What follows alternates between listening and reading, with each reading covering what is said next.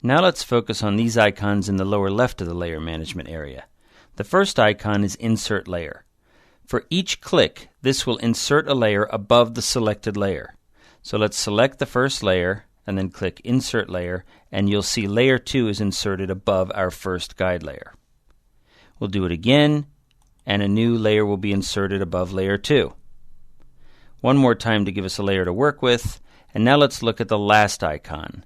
As the trash can implies, this is Delete Layer. This will delete any selected layer. Since Layer 4 is selected, we can click the trash can and delete that layer. Let's switch to Layer 2 and delete that, leaving only Layer 3 above our guide layer. Okay, let's add a couple of additional layers to have something to work with.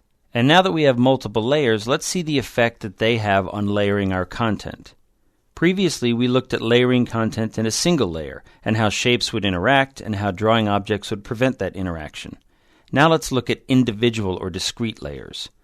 So here in Layer 6, we'll choose our rectangle tool and we'll draw a shape on the stage, and we see that it covers up the guide layer.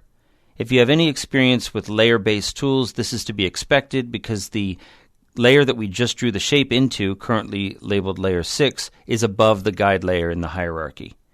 Let's choose our selection tool. Let's move our content around and see that it covers up anything in a previous layer or underlying layer.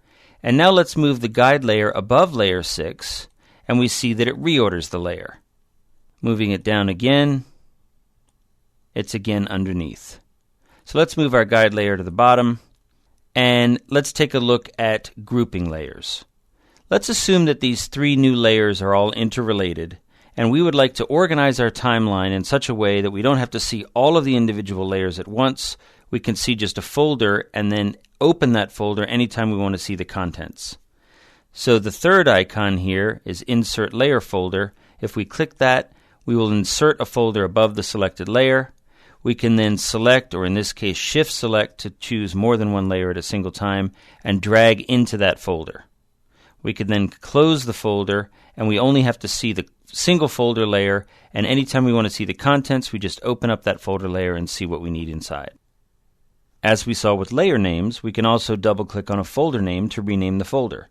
Let's call this Background. Here's an example where our layer name is being cropped, so let's come down to the grabbers down here and resize the layer management area by giving it a little more width, and now we can see the full name of our layer. Okay, let's close that folder, and now we see that we can concisely see our timeline, looking at only the necessary layers, our guide and our background, and if we wanted to work with a specific layer, such as the white content on stage you see now, we can expand that folder, go into that layer, select the content if we wish, reorder it, do whatever we need to do. The fourth icon in this area is Add Motion Guide. This is a special kind of guide that works similarly to the other guide in that it does not appear when you're publishing your SWF, but it's specifically used for animation. So we'll look at that when we look at Animation Essentials in Chapter 8. For now, let's move on to using frames and keyframes.